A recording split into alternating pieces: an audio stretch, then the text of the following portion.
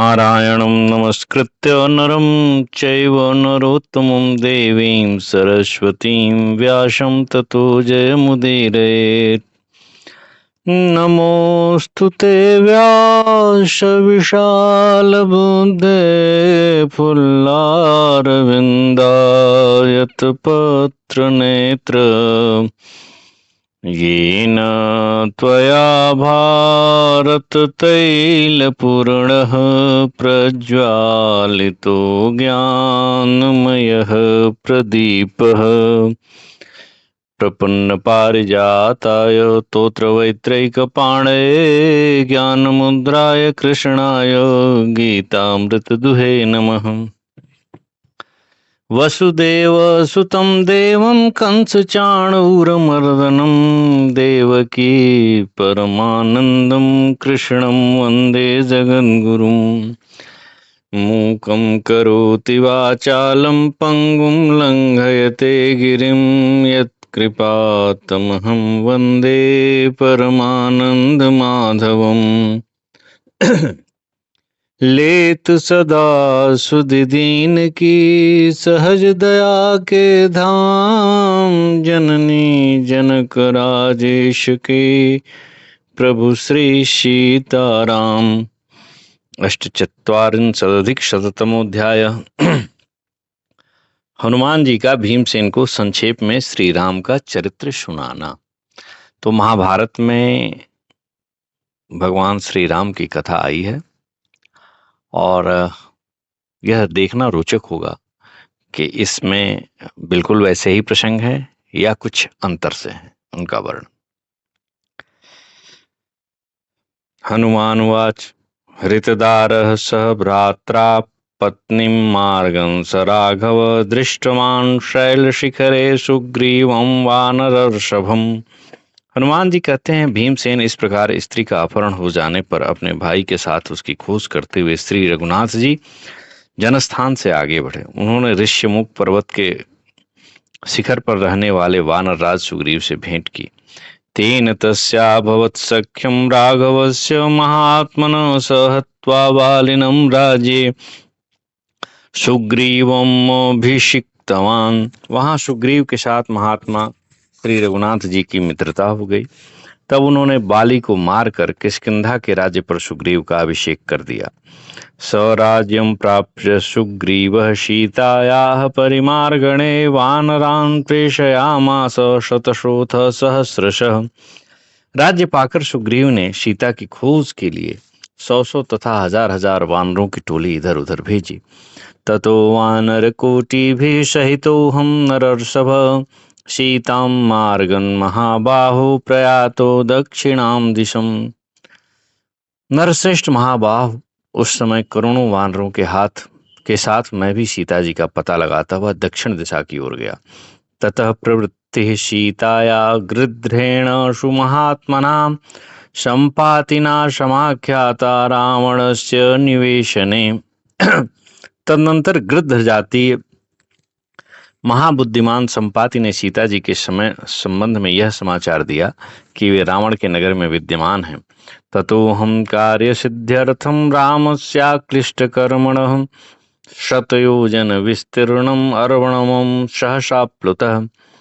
तब मैं अनायास ही महान कर्म करने वाले श्री रघुनाथ जी की कार्य सिद्धि के लिए सहसा 100 योजन विस्तृत समुद्र को लांघ गया।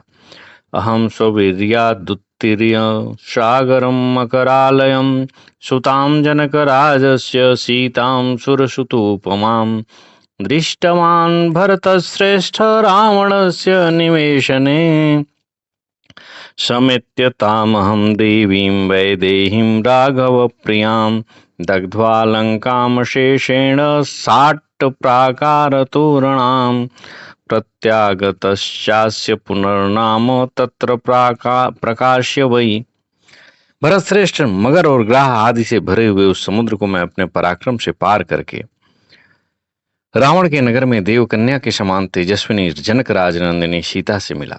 रघुनाथ जी की प्रियतमा विदेह राजकुमारी सीता देवी से भेंट करके अट्टालिका, चहारदीवारी और नगर द्वार सहित समूची लंकापुरी को जलाकर वहां श्री राम नाम की घोषणा करके मैं पुनः लौट आया।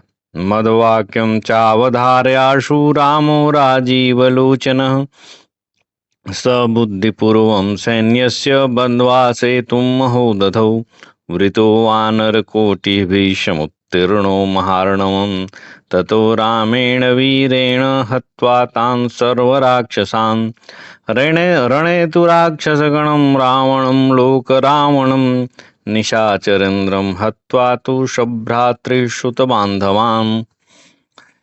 मेरी बात मानकर कमल नयन भगवान श्री राम ने बुद्धिपूर्वक विचार करके सैनिकों की सलाह से महासागर पर पुल बनवाया और करोड़ों वानरों से घिरे हुए वे महासमुद्र को पार करके लंका पर जा चढ़े। तदनंतर वीरवर श्री राम ने उन समस्त राक्षसों को मारकर युद्ध में समस्त लोगों को रुलाने वाले राक्षस राज रावण को भी भाई पुत्र और बंधु बांधवों सहित मार डाला।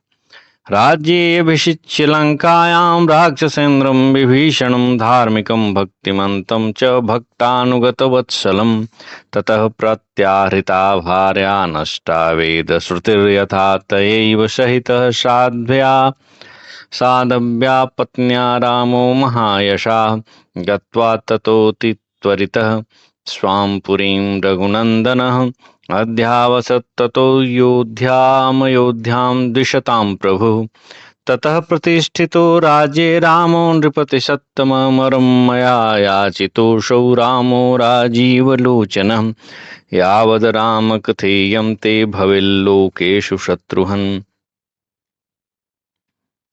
राजीवं तावज्जीवेयमित्येवं तथास्त्विति चशो ब्रवीत्। तत्पश्चात धर्मात्मा भक्तिमान तथा भक्तों और सेवकों पर स्नेह रखने वाले राक्षस राज विभीषण को लंका के राज्य पर अभिषिक्त किया और खोई हुई वैद्य की श्रुति की भांति अपनी पत्नी का वहां से उद्धार करके महायशस्वी रघुनंदन श्री राम अपनी उस साध्वी पत्नी के साथ ही बड़ी उतावली के साथ अपनी अयोध्यापुरी में लौट आए। इसके बाद शत्रुओं को भी वश में करने वाले नृपश्रेष्ठ भगवान श्री राम अवध के राज्य सिंहासन पर आसीन हो उस अजय अयोध्यापुरी में रहने लगे। उस समय मैंने कमल नयन श्री राम से यह वर मांगा कि शत्रुसूदन, जब तक आपकी यह कथा संसार में प्रचलित रहे तब तक मैं अवश्य जीवित रहूं। भगवान ने तथास्तु कहकर मेरी यह प्रार्थना स्वीकार कर ली। सीता प्रसादाच्च सदा मामिहस्थमरिन्दमम् उपतिष्ठन्ति दिव्या ही भोगा भीम यथैप्सिता। शत्रुओं का दमन करने वाले भीमसेन श्री सीता जी की कृपा से यहाँ रहते हुए ही मुझे इच्छानुसार सदा दिव्य भोग प्राप्त हो जाते हैं।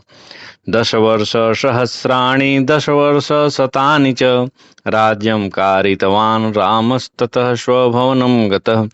श्री राम जी ने 11,000 वर्षों तक इस पृथ्वी पर राज्य किया, फिर वे अपने परम धाम को चले गए। तदिहाप्सरसस्तात गंधर्वास्य सदानघ तस्य वीरस्य चरितं गायन्तो रमयन्ति माम। निष्पाप भीम इस स्थान पर गंधर्व और अप्सराएं वीरवर रघुनाथ जी के चरित्रों को गाकर मुझे आनंदित करते रहते हैं। अयं च मार्गो मर्त्यानाम् अगम्यः कुरुनन्दनः ततोऽहं रुद्धवान् मार्गं तवेमं देवसेवितं दर्शयेद्वा शपेद्वापि मा कश्चिद् इति भारत। दिव्यो देवपथो येष नात्र गच्छन्ति मानुषा यदर्थमागतश्चासि अतएव शरस्य तत्। कुरुनंदन, यह मार्ग मनुष्यों के लिए अगम्य है, अतः इस देव सेवित पथ को मैंने इसीलिए तुम्हारे लिए रोक दिया था कि इस मार्ग से जाने पर कोई तुम्हारा तिरस्कार न कर दे या साप न दे दे, क्योंकि यह दिव्य देव मार्ग है, इस पर मनुष्य नहीं जाते हैं। भारत, तुम जहाँ जाने के लिए आए हो वह सरोवर तो यही है।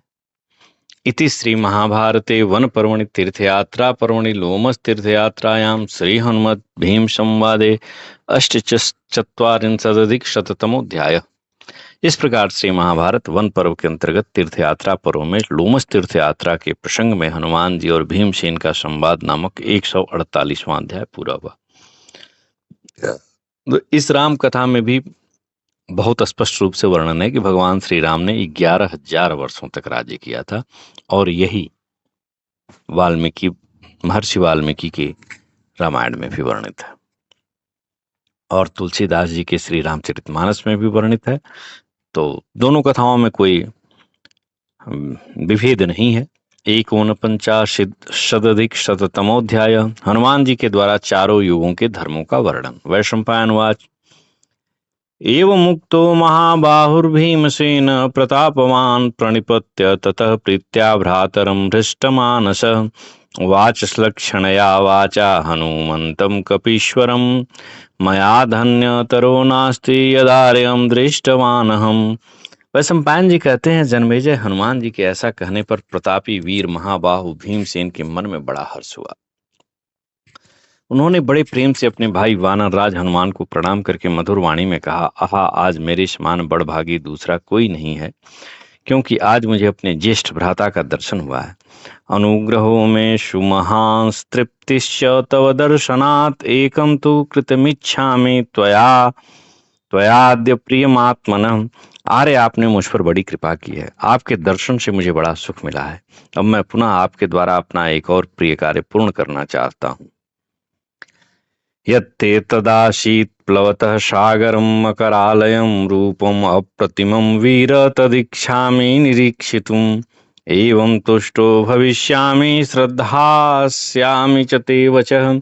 एवं मुक्तः च तेजस्वी प्रहस्य हरिरब्रवीत्। वीरवर मकरालय समुद्र को लांघते समय आपने जो अनुपम रूप धारण किया था, उसका दर्शन करने की मुझे बड़ी इच्छा हो रही है। उसे देखने से मुझे संतोष तो होगा ही, आपकी बात पर श्रद्धा भी हो जाएगी। भीमसेन के ऐसा कहने पर महातेजस्वी हनुमान जी ने हंसकर कहा, न तशक्यं त्वया द्रष्टुम रूपम नान्येन केनचित् कालावस्था तदा ह्यन्या वर्तते सानुसाम्प्रतम। भैया, तुम उस स्वरूप को नहीं देख सकते, कोई दूसरा मनुष्य भी उसे नहीं देख सकता। उस समय की अवस्था कुछ और ही थी, अब वह नहीं है। अन्यः कृतयुगे कालस्त्रेतायां द्वापरे परयं प्रध्वंसनः कालो नाद्यस्तद्रूपमस्ति मे। भूमिर्नद्यो नगाः शैलाः सिद्धा देवा महर्षयः कालं समनुवर्तन्ते यथा भावा युगे युगे। बलवर्ष्म प्रभावा हि प्रहीयत्यन्तुद्भवन्ति च उद्भवन्ति च तदलं तद्रूपं तद्द्रष्टुं कुरुकुलोद्वह युगं समनुवर्तामि कालो हि दुरतिक्रमः। सत्ययुग का समय दूसरा था तथा त्रेता और द्वापर का दूसरा ही है। यह काल सभी वस्तुओं को नष्ट करने वाला है। अब मेरा वह रूप है ही नहीं। पृथ्वी, नदी, वृक्ष, पर्वत, सिद्ध देवता और महर्षि, ये सभी काल का अनुसरण करते हैं।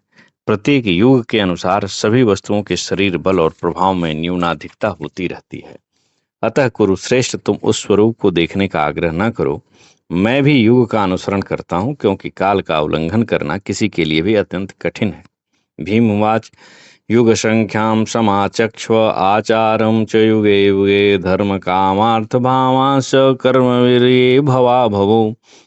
कवि प्रवर, आप मुझे युगों की संख्या बताइए और प्रत्येक युग में जो आचार, धर्म, अर्थ एवं काम के तत्व, शुभाशुभ कर्म, उन कर्मों की शक्ति तथा उत्पत्ति और विनाशादि भाव होते हैं, उनका भी वर्णन कीजिए। हनुमानुवाच कृतं नाम युगं तात यत्र धर्मः सनातनः कृतमेव न कर्तव्यं तस्मिन् काले युगोत्तमे। हनुमान जी कहते हैं, तात सबसे पहला कृतयुग है, अर्थात सतयुग।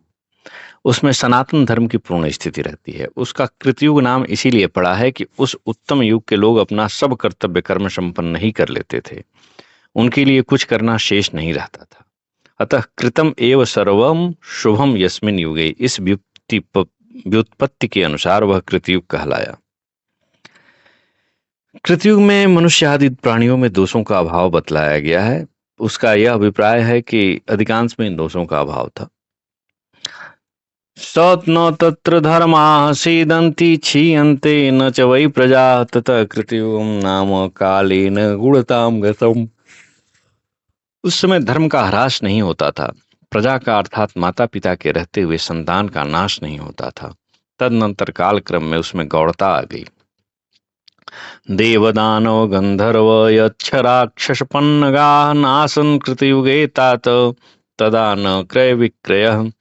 तात कृतयुग में देवता, दानव, गंधर्व, यक्ष, राक्षस और नाग नहीं थे, अर्थात ये परस्पर भेदभाव नहीं रखते थे। उस समय क्रय विक्रय का व्यवहार भी नहीं था। न सामरिग्यजुर्वर्णाः क्रिया नासीच्च मानवीय विद्याय फलम तत्र धर्म संन्यास एव च। ऋक्, साम और यजुर्वेद के मंत्र वर्णों का पृथक पृथक विभाग भी नहीं था। कोई मानवीय क्रिया अर्थात कृषि इत्यादि भी नहीं होती थी। उस समय चिंतन करने मात्र से सबको अभीष्ट फल की प्राप्ति हो जाती थी। सत्य युग में एक ही धर्म था, स्वार्थ का त्याग। न तस्मिन् युग संसर्गे व्याधयो नेन्द्रिय क्षयः नासूया नापि रुदितं न दर्पो नापि वैकृतम्। उस युग में बीमारी नहीं होती थी, इंद्रियों में भी क्षीणता नहीं आने पाती थी, कोई किसी के गुणों में दोष दर्शन नहीं करता था, किसी को दुख से रोना नहीं पड़ता था, और न ही किसी में घमंड था और न कोई अन्य विकार ही होता था। न विग्रह कुतस्तंद्री न द्वेषो न च पैशुनम न भयम नापि संतापो न चेर्ष्या न च मत्सरः। कहीं लड़ाई झगड़ा नहीं था, आलसी भी नहीं थे, द्वेष, चुगली, भय, संताप, ईर्ष्या और मात्सर्य भी नहीं था। ततः परमकं ब्रह्म सागतिर्योगिनां परा आत्मा च सर्वभूतानां शुक्लो नारायणस्तदा। उस समय योगियों के परम आश्रय संपूर्ण भूतों की अंतरात्मा पर ब्रह्म स्वरूप भगवान नारायण का वर्ण शुक्ल था। ब्राह्मणा क्षत्रिया वैश्या शूद्राश्च कृतलक्षणा कृते युगे समभवन स्वकर्म निरता प्रजा। ब्राह्मण, क्षत्रिय, वैश्य और शूद्र सभी शमदम आदि स्वभाव सिद्ध शुभ लक्षणों से संपन्न थे। सत्य युग में समस्त प्रजा अपने अपने कर्तव्य कर्मों में तत्पर रहती थी। समाश्रयम समाचारम समज्ञानम च केवलम तदा सम कर्माणो वर्णाम धर्मानवाप्नुवन। उस समय पर ब्रह्म परमात्मा ही सबके एकमात्र आश्रय थे। उन्हीं की प्राप्ति के लिए सदाचार का पालन किया जाता था। सब लोग एक परमात्मा का ही ज्ञान प्राप्त करते थे। सभी वर्णों के मनुष्य पर ब्रह्म परमात्मा के उद्देश्य से ही समस्त सत्कर्मों का अनुष्ठान करते थे, और इस प्रकार उन्हें उत्तम धर्म फल की प्राप्ति होती थी। एक देव सदा युक्ता एक मंत्र विधि क्रिया पृथक धर्मास्त्वेक वेदा धर्म में क मनुव्रता। ये सब लोग सदा एक परमात्मा देव में ही चित्त लगाए रहते थे। सब लोग एक परमात्मा के ही नाम का जप और उन्हीं की सेवा पूजा किया करते थे। सबके वर्णाश्रम अनुसार पृथक पृथक धर्म होने पर भी वे एकमात्र वेद को ही मानने वाले थे और एक ही सनातन धर्म के अनुयायी थे। चातुरश्रम्य युक्तेन कर्मणा काल योगिना अकाम फल संयोगात प्राप्नुवन्ति पराम गतिम। सतयुग के लोग समय समय पर किए जाने वाले 4 आश्रम संबंधी सत्कर्मों का अनुष्ठान करके कर्म फल की कामना और आसक्ति न होने के कारण परम गति प्राप्त कर लेते थे। आत्मयोग समायुक्तो धर्मोऽयं कृतलक्षण कृते युगे चतुष्पादश्चातुर्वर्णस्य शाश्वतः। चित्त वृत्तियों को परमात्मा में स्थापित करके उनके साथ एकता की प्राप्ति कराने वाला यह योग नामक धर्म सत्य युग का सूचक है। सत्य युग में चारों वर्णों का यह सनातन धर्म चारों चरणों से संपन्न संपूर्ण रूप से विद्यमान था। एतत् कृतयुगम नाम त्रैगुण्य परिवर्जितम त्रेतामपि निबोधत्वं यस्मिन् सत्रम प्रवर्तते। यह 3 गुणों से रहित सत्ययुग का वर्णन हुआ। अब त्रेता का वर्णन सुनो, जिसमें यज्ञ कर्म का आरंभ होता है। पादेन रसते धर्मो रक्तताम याति चाच्युतः सत्य प्रवृत्ताश्च नराः क्रिया धर्म परायणा। उस समय धर्म के एक चरण का ह्रास हो जाता है और भगवान अच्युत का स्वरूप लाल वर्ण का हो जाता है। लोग सत्य में तत्पर रहते हैं, शास्त्रोक्त यज्ञ क्रिया तथा धर्म के पालन में परायण रहते हैं। ततो यज्ञा प्रवर्तन्ते धर्माश्च विविधा क्रिया त्रेतायाम भाव संकल्पा क्रिया दान फलोपगा। त्रेता युग में ही धर्म, यज्ञ और नाना प्रकार के कर्म आरंभ होते हैं। लोगों को अपनी भावना तथा संकल्प के अनुसार वेदोक्त कर्म और दान आदि के द्वारा अभिष्ट फल की प्राप्ति होती है। प्रचलन्ति न वै धर्मा तपोदान परायणा स्वधर्मस्था क्रियावंतो नरास्त्रेता युगे भवन। त्रेता युग के मनुष्य तप और दान में तत्पर रहकर अपने धर्म से कभी विचलित नहीं होते थे। सभी स्वधर्म परायण तथा क्रियावान थे। द्वापरे च युगे धर्मो द्विभागो न प्रवर्तते विष्णुर्वै पीतताम याति चतुर्धा वेद एव च। द्वापर में हमारे धर्म के 2 ही चरण रह जाते हैं। उस समय भगवान विष्णु का स्वरूप पीले वर्ण का हो जाता है और वेद ऋक यजु साम और अथर्व इन 4 भागों में बंट जाता है। ततोन्ये च चतुर्वेदास्त्रिवेदाश्च तथा परे द्विवेदाश्चैकवेदाश्चाप्यनृचश्च तथा परे। उस समय कुछ द्विज 4 वेदों के ज्ञाता, कुछ 3 वेदों के विद्वान, कुछ 2 ही वेदों के जानकार और कुछ एक ही वेद के पंडित और कुछ वेद की ऋचाओं के ज्ञान से सर्वथा शून्य होते हैं। एवं शास्त्रेषु भिन्नेषु बहुधा नीयते क्रिया तपोदान प्रवृत्ता च राक्षसी भवति प्रजा।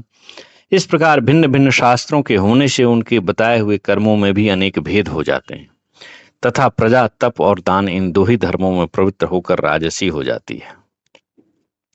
एक वेदस्य चाज्ञानाद् वेदास्ते बहवः कृता सत्वस्य चेह विभ्रंसात् सत्ये कश्चिद् वदस्थितः। द्वापर में संपूर्ण एक वेद का भी ज्ञान न होने से वेद के बहुत से विभाग कर लिए गए हैं। इस युग में सात्विक बुद्धि का क्षय होने से कोई विरला ही सत्य में स्थित होता है। सत्यात् प्रच्यवमानानां व्याधयो बहवो भवन कामाश्चोपद्रवाश्चैव तदा वैदे दैवकारिता। सत्य से भ्रष्ट होने के कारण द्वापर के लोगों में अनेक प्रकार के रोग उत्पन्न हो जाते हैं। उनके मन में अनेक प्रकार की कामनाएं पैदा होती हैं और वे बहुत से दैवी उपद्रवों से भी पीड़ित हो जाते हैं। यैर्यद्यमानाः शुभ्रिशं तपस्तप्यन्ति मानवाः काम कामाः स्वर्ग कामा यज्ञास्तन्वन्ति चापरे।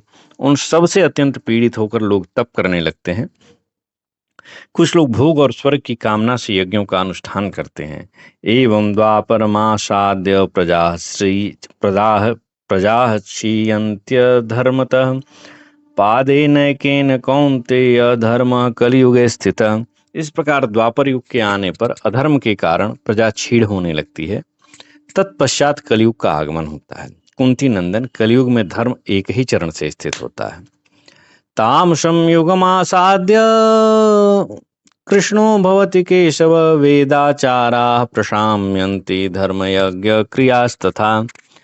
इस तमोगुणी युग को पाकर भगवान विष्णु के स्त्री विग्रह का रंग काला हो जाता है। वैदिक सदाचार, धर्म तथा यज्ञ कर्म नष्ट हो जाते हैं। इतयो व्याधयस्तंद्री दोषाः क्रोधादयस्तथा उपद्रवाः प्रवर्तन्ते आदयः क्षुद्भयम् तथा। इति व्याधि, आलस्य, क्रोध आदि मानसिक रोग तथा भूख प्यास का भय, ये सभी उपद्रव बढ़ जाते हैं। युगेष्वावर्तमानेषु धर्मो व्यावर्तते पुनः धर्मे व्यावर्तमाने तु लोको व्यावर्तते पुनः। युगों के परिवर्तन होने पर आने वाले युगों के अनुसार धर्म का भी ह्रास हो जाता है। इस प्रकार धर्म के क्षीण होने से लोक का भी क्षय होने लगता है, अर्थात लोक की सुख सुविधा का भी क्षय होने लगता है। लोके क्षीणो क्षयं यान्ति भावा लोक प्रवर्तका युग क्षय कृता धर्मा प्रार्थनानि विकुर्वते। लोक के क्षीण होने पर उसमें प्रवर्तक भावों का भी क्षय हो जाता है। युग क्षय जनित धर्म मनुष्य की अभिष्ट कामनाओं के विपरीत फल देते हैं। एतत् कलियुगं नाम अचिराद् यत् प्रवर्तते युगानुवर्तनं त्वेतत् कुर्वन्ति चिरजीविनः। यह कलयुग का वर्णन किया गया जो शीघ्र ही आने वाला है। चिरजीवी लोग भी इस प्रकार युग का अनुसरण करते हैं। यच्यते मत परिज्ञाने कौतूहलमरिन्दम अनर्थकेषु को भावः पुरुषस्य विजानतः। शत्रुदमन, तुम्हें मेरे पुरातन स्वरूप को देखने या जानने के लिए जो कौतूहल हुआ है वह ठीक नहीं है। किसी भी समझदार मनुष्य का निरर्थक विषयों के लिए आग्रह क्यों होना चाहिए। एतत्ते सर्वमाख्यातं यन्मां त्वं परिपृक्षसे युग संख्यां महाबाहो स्वस्ति प्राप्नुहि गम्यताम्। महाबाहो, तुमने युगों की संख्या के विषय में मुझसे जो प्रश्न किया है उसके उत्तर में मैंने यह सब बातें तुम्हें बताई हैं। तुम्हारा कल्याण हो, अब तुम लौट जाओ। इति श्री महाभारते वन पर्वणि तीर्थयात्रा पर्वणि लोमस तीर्थयात्रायां कदलीखंडे हनुमद् भीम संवादे 49 शततमोऽध्याय। इस प्रकार श्री महाभारत वन पर्व के अंतर्गत लोमस तीर्थ यात्रा के प्रसंग में कदली वन के भीतर हनुमान जी और भीमसेन का संवाद विषयक 149वां अध्याय पूरा हुआ। 50-शततमोऽध्याय। श्री हनुमान जी के द्वारा भीमसेन को अपने विशाल रूप का प्रदर्शन और चारों वर्णों के धर्मों का प्रतिपादन। भीमसेनवाच पूर्वरूपम दृष्ट्वा ते न यास्यामि कथंचन यदि तेहमनुग्राह्यो दर्शयात्मानमात्मना। भीमसेन ने कहा, कपिप्रवर, मैं आपका वह पूर्व रूप देखे बिना किसी प्रकार नहीं जाऊंगा। यदि मैं आपका कृपा पात्र हूं तो आप स्वयं ही अपने आप को मेरे सामने प्रकट कर दीजिए। अब ये छोटे भाई का बड़े भाई से हठ है। वैशंपायनवाच एवमुक्तस्तु भीमेन स्मितं कृत्वा प्लवंगम तद्रूपं दर्शयामास यद वै सागर लंघने। वैशंपायन जी कहते हैं, जन्मेजय, भीमसेन के ऐसा कहने पर हनुमान जी ने मुस्कुराकर उन्हें अपना वह रूप दिखाया जो उन्होंने समुद्र लंघन के समय धारण किया था। भ्रातु प्रियम भीप्स्न वै चकार सुमहद वपुः देहस्तस्य ततोतीव वर्धत्यात् याम विस्तरैः सद्रुमं कदलीखण्डं छादयन्नमिति विद्युतिः गिरेश्चोत्थ्रयमाक्रम्य तस्थौ तत्र च वानरः। उन्होंने अपने भाई का प्रिय करने की इच्छा से अत्यंत विशाल शरीर धारण किया। उनका शरीर लंबाई, चौड़ाई और ऊंचाई में बहुत बड़ा हो गया। वे अमित तेजस्वी वानरवीर वृक्षों सहित समूचे कदली वन को आच्छादित करते हुए गंधमादन पर्वत की ऊंचाई को भी लांघ कर वहां खड़े हो गए, अर्थात वे गंधमादन पर्वत से भी ऊंचे हो गए।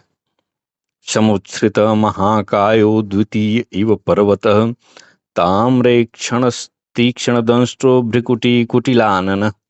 उनका वह उन्नत विशाल शरीर दूसरे पर्वत के समान प्रतीत होता था। लाल आंखों, तीखी दाढ़ों और टेढ़ी भौं से युक्त उनका मुख था।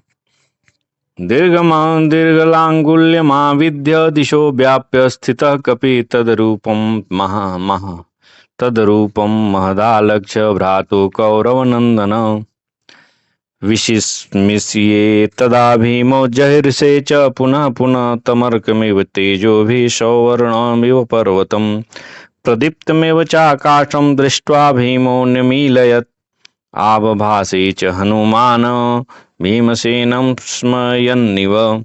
वे वानरवीर अपनी विशाल पूंछ को हिलाते हुए संपूर्ण दिशाओं को घेर कर खड़े थे। भाई के उस विराट रूप को देखकर कौरवनंदन भीम को बड़ा आश्चर्य हुआ। उनके शरीर में बार बार हर्ष से रोमांच होने लगा। हनुमान जी तेज में सूर्य के समान दिखाई देते थे। उनका शरीर सुवर्णमय मेरु पर्वत के समान था और उनकी प्रभा से सारा आकाश मंडल प्रज्वलित सा जान पड़ता था। उनकी ये ओर देखकर भीमसेन ने दोनों आंखें बंद कर लीं। तब हनुमान जी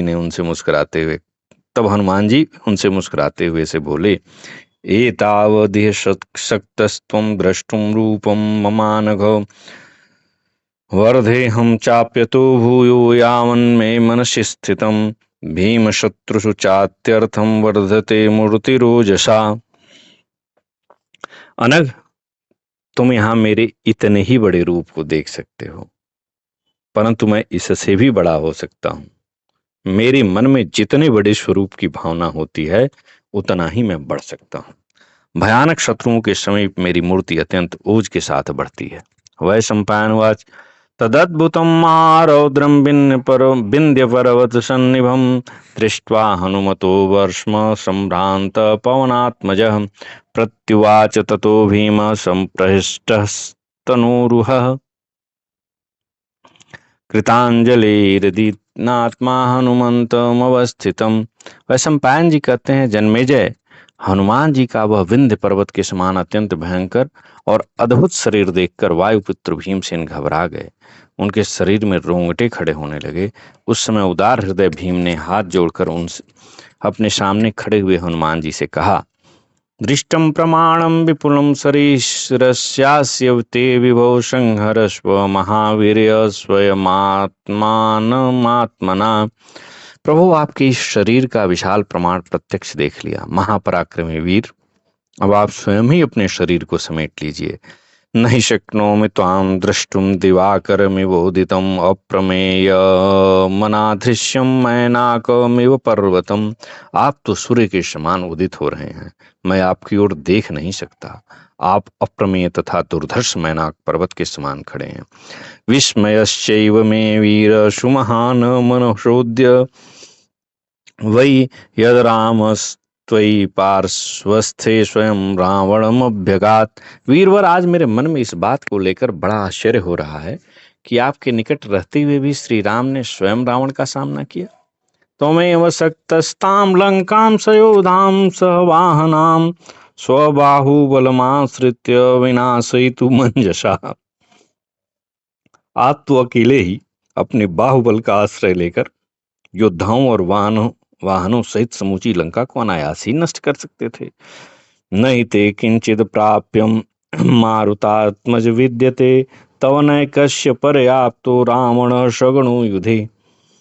मारुत नंदन, आपके लिए कुछ भी असंभव नहीं है। समरभूमि में अपने सैनिकों सहित रावण अकेले आपका ही सामना करने में समर्थ नहीं था। एवमुक्तस्तु भीमेन हनुमान् प्लवगोत्तम प्रत्युवाच ततो वाक्यं स्निग्ध गंभीरया गिरा। वैशंपायन जी कहते हैं, जन्मेजय भीम के ऐसा कहने पर कपिश्रेष्ठ हनुमान जी ने स्नेह युक्त गंभीर वाणी में इस प्रकार उत्तर दिया। एवमेतन्महाबाहो यथा वदसि भारत भीमसेन न पर्याप्तो ममाशौ राक्षसाधम। हनुमान जी बोले, भारत महाबाहु भीमसेन, तुम जैसा कहते हो वह ठीक ही है। वह अधम राक्षस वास्तव में मेरा सामना नहीं कर सकता था। मया तु नियते तस्मिन् रावणे लोककंटके कीर्तिर्नश्येद राघवस्य तत एतदुपेक्षितम्। किंतु रावण संपूर्ण लोगों को कांटे के समान कष्ट देने वाला रावण यदि मेरे ही हाथों मारा जाता तो भगवान श्री राम जी की कीर्ति नष्ट हो जाती। इसीलिए मैंने इसकी उपेक्षा कर दी।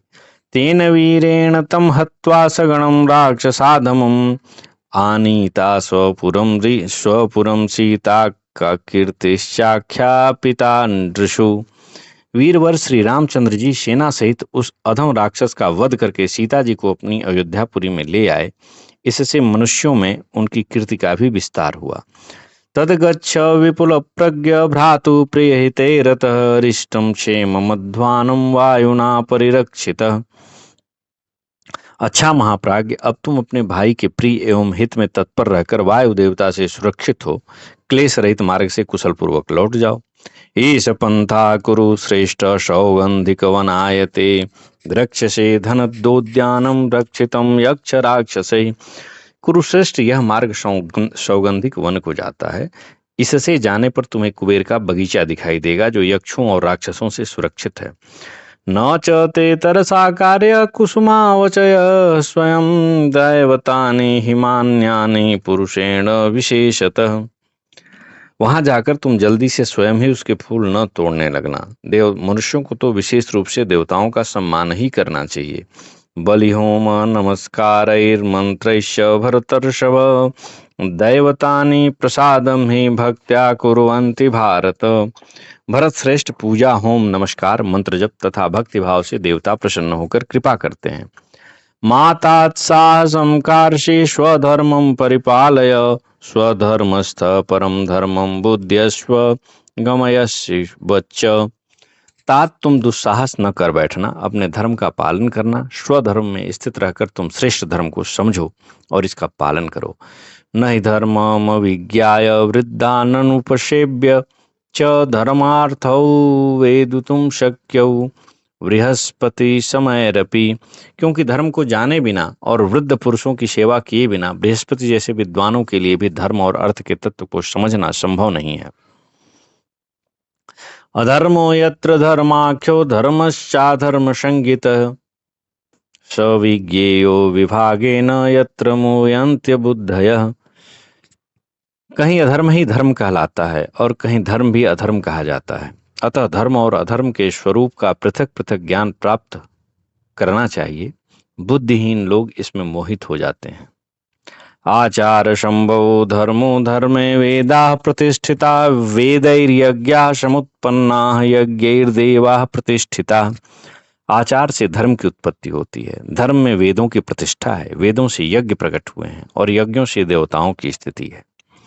वेदाचार विधानोक्तैर्यज्ञैर्धारयन्ति देवता बृहस्पत्युषणः प्रोक्तैर्नयैर्धारयन्ति मानवा। वेदोक्त आचार के विधान से बतलाए हुए यज्ञों द्वारा देवताओं की आजीविका चलती है और बृहस्पति तथा शुक्राचार्य की कही हुई नीतियां मनुष्यों की जीवन निर्वाह की आधार भूमि है। पणया कर वाणिज्याभि कृष्या गोजा विपोषणैः विद्यया धार्यते सर्वं धर्मैरेतैर्द्विजातिभिः। हाट बाजार करना, कर या टैक्स लगाना, लेना, व्यापार, खेती, गोपालन, भेड़ और बकरों का पोषण तथा विद्या पढ़ना पढ़ाना, इन धर्मानुकूल वृत्तियों द्वारा द्विजगण संपूर्ण जगत की रक्षा करते हैं। त्रयीवार्धा दंड नीतिस्तृतस्त्रो विद्या विजानताम ताभि सम्यक प्रयुक्ताभिर्लोकयात्रा विधीयते। वेदत्रयी, वार्ता और दंड नीति ये 3 विद्याएं हैं। इनमें वेदाध्ययन ब्राह्मण की, वार्ता वैश्य की और दंड नीति क्षत्रिय की जीविका वृत्ति है। विज्ञ पुरुषों द्वारा इन वृत्तियों का ठीक ठीक प्रयोग होने से लोक यात्रा का निर्वाह होता है। सा चेत धर्म कृता न शात्रयी धर्मामृते भुवि दंड नीति मृते चापि निर्मर्यादामिदं भवेत्। यदि लोक यात्रा धर्म पूर्वक न चलाई जाए, इस पृथ्वी पर वेदोक्त धर्म का पालन न हो और दंड नीति भी उठा दी जाए तो यह सारा जगत मर्यादाहीन हो जाएगा। वार्ता धर्मे ह्यवर्तिन्यो विनश्येयुरिमाः प्रजा सुप्रवृत्तस्त्रिभिर्येतैर्धर्म सूयन्ति वै प्रजा। यदि यह प्रजा वार्ता धर्म अर्थात कृषि, गोरक्षा, वाणिज्य में प्रवृत्त न हो तो नष्ट हो जाएगी। इन तीनों की सम्यक प्रवृत्ति होने से प्रजा धर्म का संपादन करती है। द्विजातीनामृतं धर्मो एकश्चैवैकलक्षण यज्ञाध्ययन दानानि त्रय साधारणः स्मृता। द्विजातियों का मुख्य धर्म है सत्य अर्थात सत्य भाषण, सत्य व्यवहार और सद्भाव। यह धर्म का एक प्रधान लक्षण है। यज्ञ, स्वभाव और दान ये 3 धर्म द्विज मात्र के सामान्य धर्म माने गए। याजनाध्यापनं विप्रे धर्मस्यैव प्रतिग्रहः पालनं क्षत्रियाणां वै वैश्य धर्मस्य पोषणम। यज्ञ कराना, वेद और शास्त्रों को पढ़ाना तथा दान ग्रहण करना यह ब्राह्मण का ही आजीविका प्रधान धर्म है। प्रजापालन क्षत्रियों का और पशुपालन वैश्यों का धर्म है। शुश्रूषा च द्विजातीनां शूद्राणां धर्म उच्यते भैक्ष्य होम व्रतैर्हीनास्तथैव गुरुवासिता। ब्राह्मण आदि 3 वर्णों की सेवा करना शूद्रों का धर्म बतलाया गया है। 3 वर्णों की सेवा में रहने वाले शूद्रों के लिए भिक्षा, होम और व्रत मना है।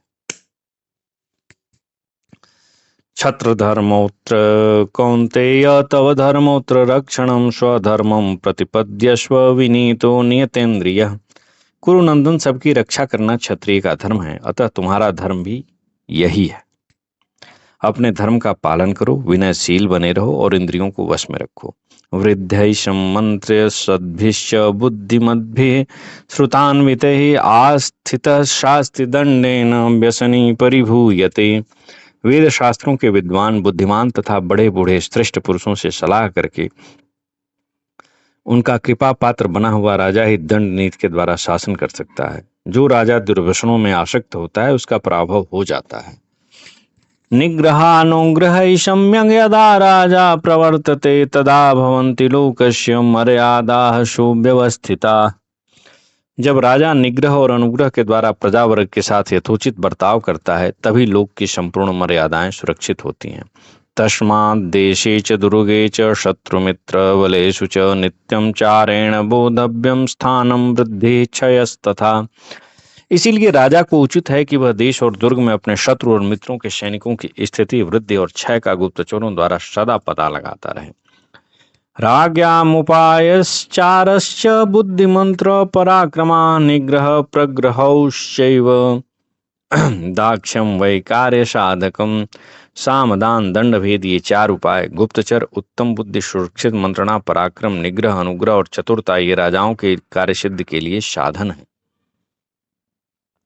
सामनादानेन भेदेन दंडेनोपेक्षणेन च साधनीयानि कर्माणि समासभ्यासयोगतः। साम, दान, भेद, दंड और उपेक्षा इन नीतियों में से एक दो के द्वारा या सबके एक साथ प्रयोग द्वारा राजाओं को अपने कार्य सिद्ध करने चाहिए। मंत्र मूलानया सर्वे चाराश्च भरतर्षभ सुमंत्रेस्तेन त्या सिद्धिस्तां द्वै द्विजैः सह मंत्रयेत्। भरत श्रेष्ठ, सारी नीतियों और गुप्तचरों का मूल आधार है मंत्रणा को गुप्त रखना।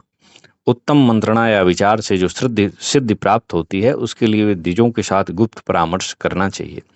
स्त्रिया मूढ़ेन बालेन लुब्धेन लघुनापि वा न मंत्रयेत् गुह्यानि येषु चोन्माद लक्षणम। स्त्री, मूर्ख बालक, लोभी और नीच पुरुषों के साथ तथा जिसमें उन्माद का लक्षण दिखाई दे उसके साथ भी गुप्त परामर्श न करें। मंत्रयेत् स विद्वद्भिः शक्तैः कर्माणि कारयेत् स्निग्धैश्च नीति विन्यासान् मूर्खान् सर्वत्र वर्जयेत्। विद्वानों के साथ ही गुप्त मंत्रणा करनी चाहिए। जो शक्तिशाली हो उन्हीं से कार्य कराने चाहिए। जो स्नेही हो अर्थात सुहृद हो उन्हीं के द्वारा नीति के प्रयोग का काम कराना चाहिए। मूर्खों को तो सभी कार्यों से अलग रखना चाहिए। धार्मिकान् धर्म कार्येषु अर्थ कार्येषु पंडितान् स्त्रीषु क्लीबान् नियुंजीत क्रूरान् क्रूरेषु कर्मसु। राजा को चाहिए कि वह धर्म के कार्यों में धार्मिक पुरुषों को, अर्थ संबंधी कार्यों में अर्थशास्त्र के पंडितों को, स्त्रियों की देखभाल के लिए नपुंसकों को और कठोर कार्यों में क्रूर स्वभाव के मनुष्यों को लगावे। स्वेभ्यश्चैव परेभ्यश्च कार्याकार्य समुद्भवा बुद्धि कर्मसु विज्ञेया रिपूणां च बलाबलम। बहुत से कार्यों को आरंभ करते समय अपने तथा शत्रु पक्ष के लोगों से भी यह सलाह लेनी चाहिए कि अमुक काम करने योग्य है या नहीं। साथ ही शत्रु की प्रबलता और दुर्बलता को भी जानने का प्रयत्न करना चाहिए। बुद्धया स्वप्रतिपन्नेषु कुर्यात् साधुष्वनुग्रहं निग्रहं चाप्यशिष्टेषु निर्मर्यादेषु कारयेत्। बुद्धि से सोच विचार कर अपने शरण में आए हुए श्रेष्ठ कर्म करने वाले पुरुषों पर अनुग्रह करना चाहिए और मर्यादा भंग करने वाले दुष्ट पुरुषों को दंड देना चाहिए। निग्रहे प्रग्रहे सम्यग् यदा राजा प्रवर्तते तदा भवति लोकस्य मर्यादासु व्यवस्थिता। जब राजा निग्रह और अनुग्रह में ठीक तौर से प्रवृत्त होता है तभी लोक की मर्यादा सुरक्षित रहती है। एष ते भीत पार्थ घोरो धर्मो दुरन्वयः तम स्वधर्म विभागेन विनयस्थोनुपालय। कुंती नंदन, यह मैंने तुम्हें कठोर राज्य धर्म का उपदेश दिया है। इसके मर्म को समझना अत्यंत कठिन है। तुम अपने धर्म के विभागानुसार विनीत भाव से इसका पालन करो। तपो धर्मदमेज्याभिर्विप्रायान्ति यथा दिवं दानातिथ्य क्रिया धर्मैर्यान्ति वैश्याश्च सद्गतिम्। क्षत्रं याति तथा स्वर्गं भुवि निग्रह पालनै सम्यक् प्रणीत दंडा ही कामद्वेष विवर्जिता। अलुमदा विगत क्रोधा सताम यान्ति शलोकताम। जैसे तपस्या, धर्म, इंद्रिय संयम और यज्ञानुष्ठान के द्वारा ब्राह्मण उत्तम लोक में जाते हैं तथा जिस प्रकार वैश्य दान और आतिथ्य रूप धर्मों से उत्तम गति प्राप्त कर लेते हैं उसी प्रकार इस लोक में निग्रह और अनुग्रह के यथोचित प्रयोग से क्षत्रिय स्वर्गलोक में जाता है। जिनके द्वारा दंड नीति का उचित रीत से प्रयोग किया जाता है, जो राग द्वेष से रहित, लोभ शून्य तथा क्रोधहीन हैं, वे क्षत्रिय सत्पुरुषों को प्राप्त होने वाले लोकों में जाते हैं।